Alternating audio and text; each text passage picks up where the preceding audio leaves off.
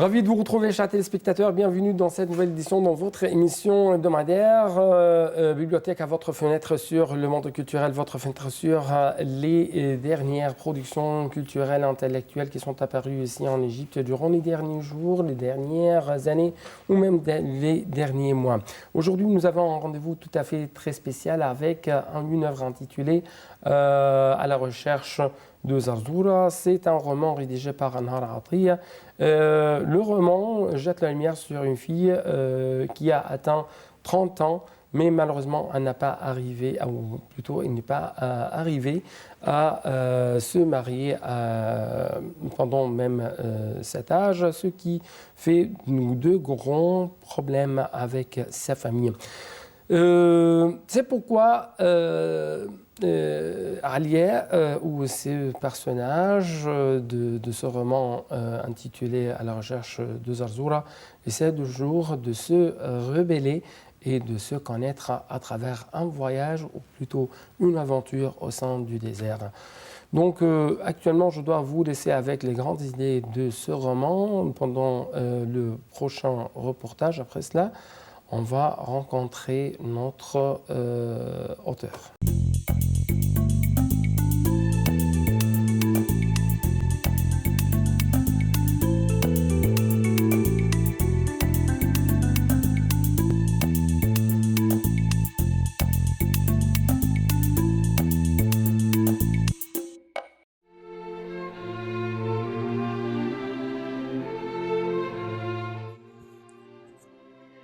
La personnalité des garçons et des filles commence à être formée au cours de la 2e année de leur naissance.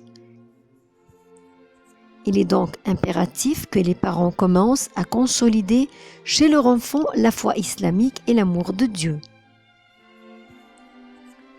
Ils doivent leur enseigner d'une manière douce et flexible la moralité et les valeurs islamiques, la véracité, la générosité et l'aide des autres.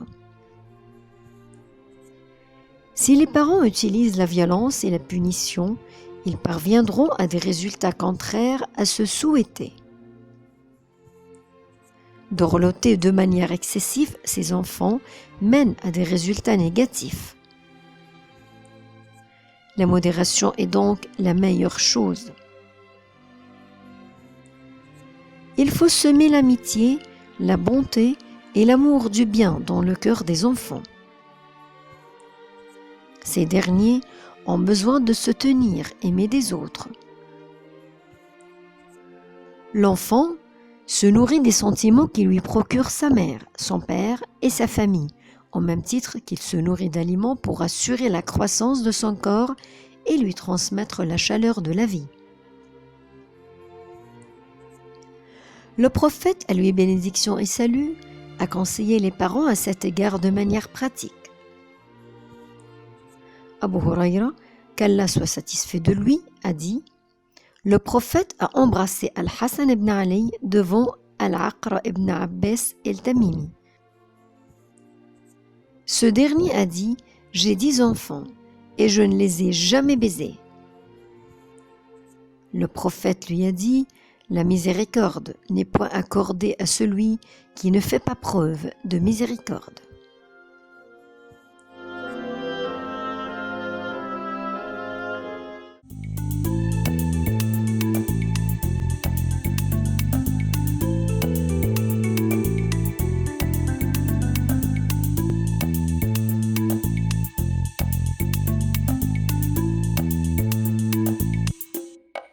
Donc toujours, chers téléspectateurs, nous essayons de poursuivre notre aventure ou nos voyages au sein du désert à travers cette œuvre intitulée À la recherche de Zarzoura, cette ville légendaire, et toujours avec les explications et les analyses de personnalités ou des personnages de ce roman intitulé À la recherche de Zarzoura avec Anhar Atiyah.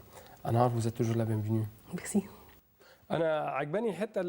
Il m'intéresse la partie si aujourd'hui on n'avait pas de l'amour ou continuité pour cette histoire, elle va trouver un amour par une autre foi. et quelqu'un dont qu'on peut s'attirer à lui. Mais je répète, et je disais que Alia disait Noël entre soi-même et elle donne le nom Noël à sa mère et elle ne voulait pas atteindre à cette phase concernant Noël. Dans son vie conjugale, qu'est-ce qui se passe pour Noël et est-ce que Noël essaye de faire tomber cette partie? Pourquoi Alia dit que Noël n'est pas maman? Vu du point négatif et il y avait une grande manque de sympathie dans la relation entre la fille et sa mère. Elle l'aime, elle est sa mère, c'est un amour intestinal. Et si on ne savait pas, elle ne savait pas dire maman, parce qu'elle n'avait pas senti cette maternité. D'autre côté, la maternité est une tendresse et elle n'avait pas trouvé cette tendresse en elle. D'autre côté, Noël, l'adolescente universitaire qui avant refusé à se marier quand elle est à l'université, à se marier avec un homme qu'elle ne l'avait pas choisi. Elle laissait l'université, elle n'avait pas complète ses études. Elle trouvait qu'elle avait fait ces choses comme tous les gens ordinaires. Elle s'est mariée avec la vue de la grand-mère de Alia. Et Alia elle-même ne voulait pas respecter la même misère. Pourquoi je vivais de la même façon et vous n'êtes pas heureuse? Noël regarde qu'elle marchait ou qu'elle est juste et elle l'avait dit, j'avais écouté les paroles de tout le monde pour ne les fâcher pas. Et vous me faites triste. Oui, elle trouve que sa fille, pourquoi elle ne suivait pas le même chemin.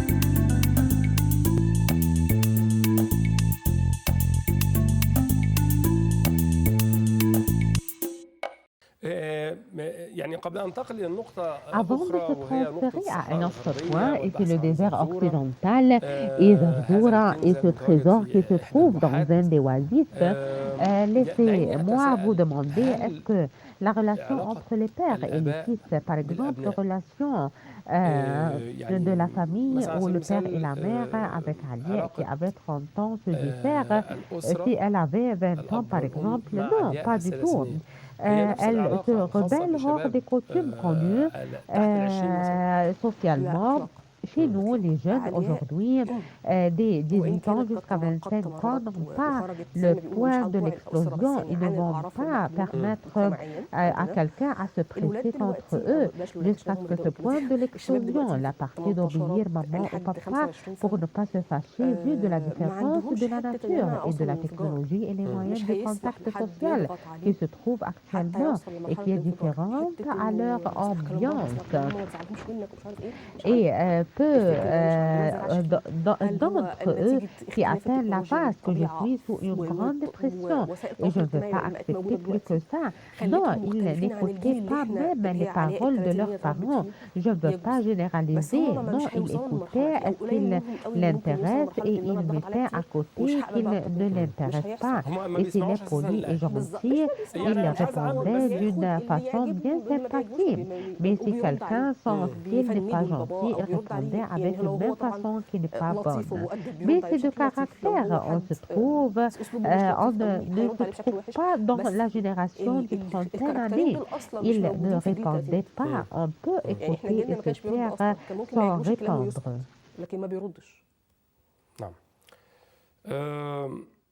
Également, avant de déplacer au désert occidental, est-ce que l'amour venait après le mariage? Peut-être. Comment? L'amour est un sentiment que ce personnage vous complète, que ce personnage, vous ne savez pas vivre sans lui. Peut-être vous pouvez trouver après le mariage que ce que vous avez marié est un personnage excellent et grâce à Dieu, je le marie. Je suis parmi les gens qui sont convaincus complètement que ces deux personnages peuvent se rencontrer et ils peuvent dévoiler après le mariage que leur choix est juste et ils peuvent s'aimer. Et je veux dire, s'aimer, pas s'accoutumer seulement. Non, ils peuvent s'aimer avec des sentiments sensibles très forts.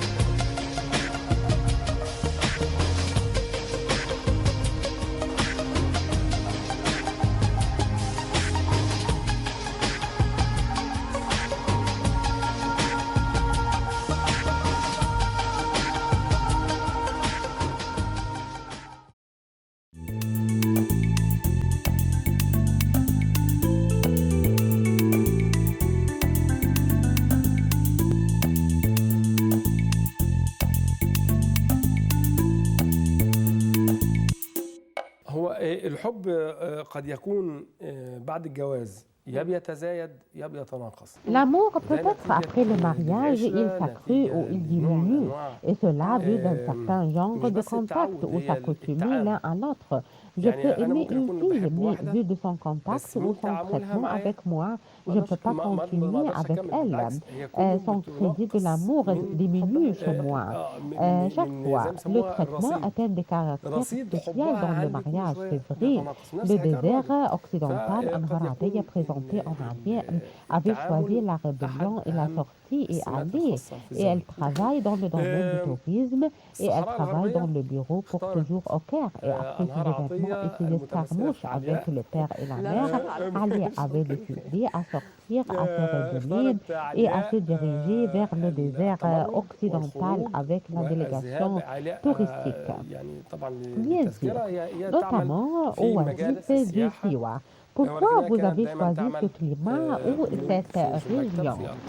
Siwa est magique avec tout ce que le monde porte du sens ou avec son sens complet. Siwa change aucune personne quand il allait là-bas. Comment? Le climat, le sable, le crépuscule, excusez-moi, le grand littéraire par exemple, majestueux et Tahir l'avait nommé oasis du crépuscule dans son roman. Le climat de la crépuscule, le sable et les montagnes et les archéologies en Siwa est une composition comme ça et le calme complet et le silence extraordinaire avec le climat du lac d'eau devant vous change aucune personne ne sont dedans et au moins et vous sentez que vous avez paix à l'intérieur avec vous-même, avec le monde. Le début doit être du Siwa. Cette partie et cette dimension et ses caractères et ses traits attirer les touristes de divers points du monde.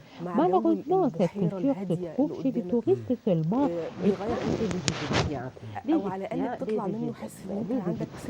ne vont pas vivre dans une tente, mais le Égypte trouve que c'est une identification avec la nature. C'est une magie réellement. L'Inde et le crépuscule en Siwa jouissaient d'une position bien spéciale. Le ciel, la nuit, les étoiles ont une position très spéciale. وهو للاسف يعني هو يعني هذه الثقافه مش متواجده عند المصريين على عكس السائحين. ده حقيقي لانه اولا عند المصريين مش هنقعد في الصحراء ولا خيمه يعني السائح لا هو شايف ان ده توحد مع الطبيعه ده حقيقي الشروق والغروب في سيوه له وضع خاص السماء بالليل بنجومها لها وضع خاص سيوه ساحره سيوه تاريخها يمكن قبل الفراعنه سيوة ملتقى حضارتين الحضارة العربية والحضارة الأمازيغ أمازيغ. فسيوة مختلفة وسيوة إدمان للي راحها أو للي جربها. فكان لازم تبقى البداية مفتاح الصحراء الغربية أو بداية الصحراء الغربية أو بداية الرحلة تبدأ من سيوة. هو ده المكان اللي لازم تبدأ منه الرحلة. Et d'ici venait l'importance du titre La recherche du Zarzura, une ville ou une légende, une ville légendaire. Vous pouvez parler plus. Moi, personnellement, mon début avec Zarzura était depuis l'étape universitaire.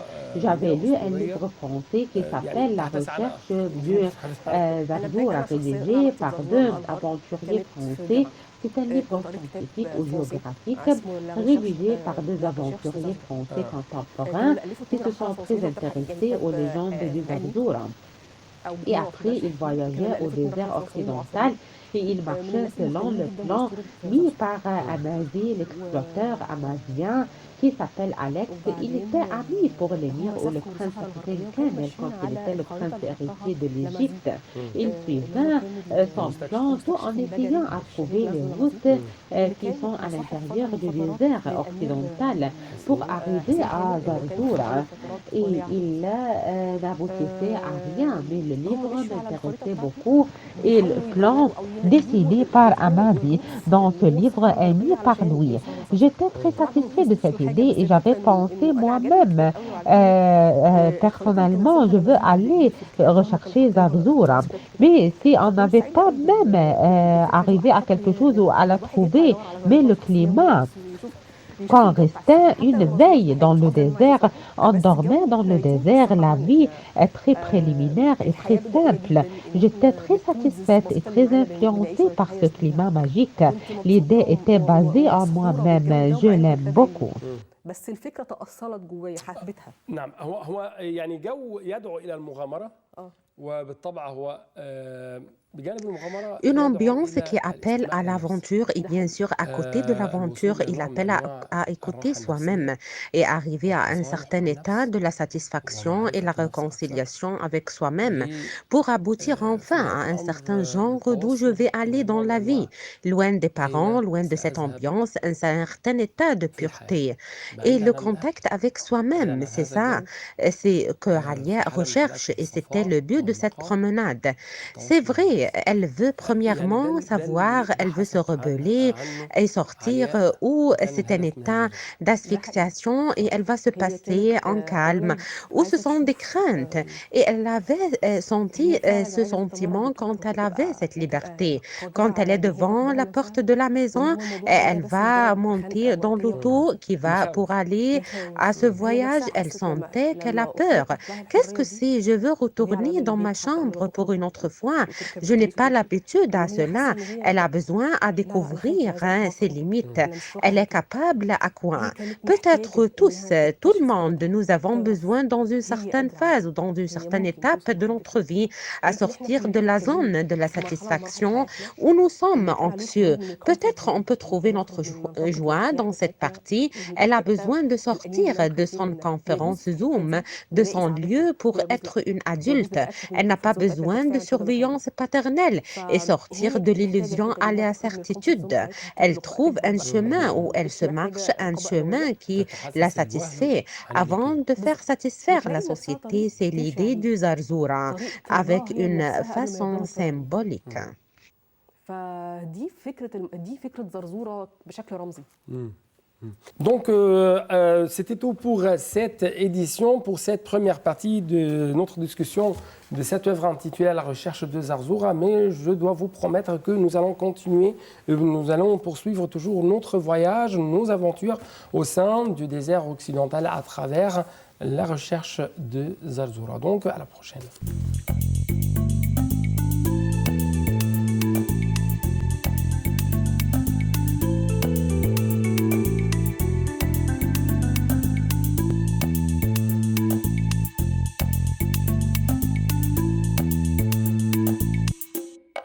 Donc nous arrivons ainsi, chers téléspectateurs, à ce segment très important. Ce segment, il s'agit d'un rendez-vous très distingué avec l'un de nos lecteurs qui va vous proposer les grandes idées d'une œuvre qu'il a choisie.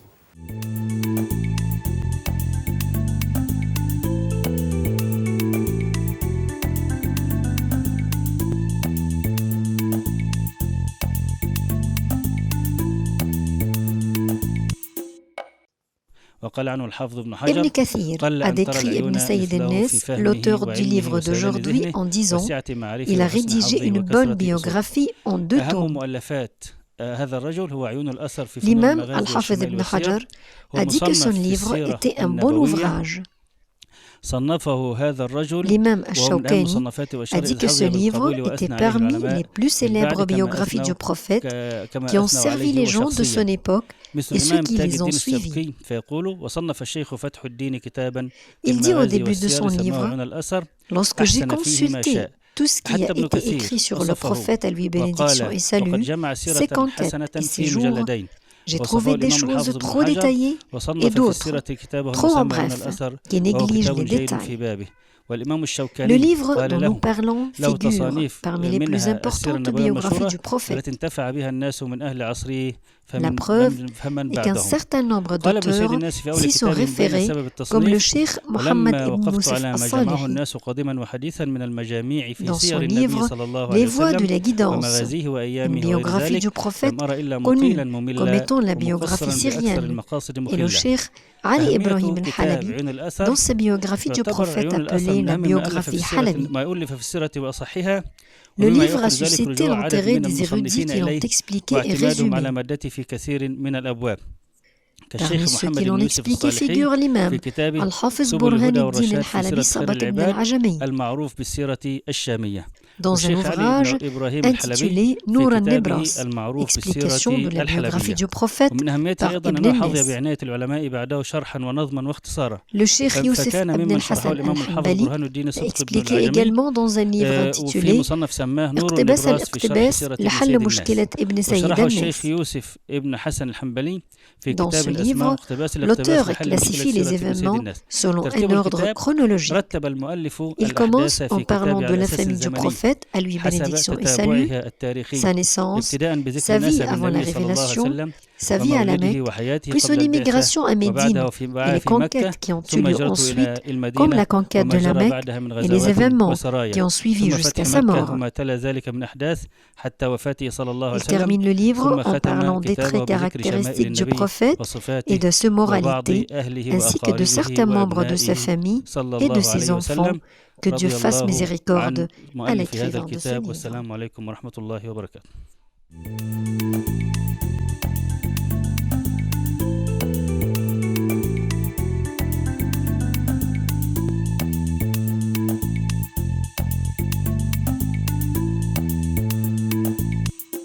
Maintenant, c'est le temps de box-office, chers téléspectateurs. Et comme vous savez, pendant le box-office, on essaie de jeter la lumière sur les livres les plus lus ou même les plus vendus, que ce soit sur la scène égyptienne ou sur le marché international.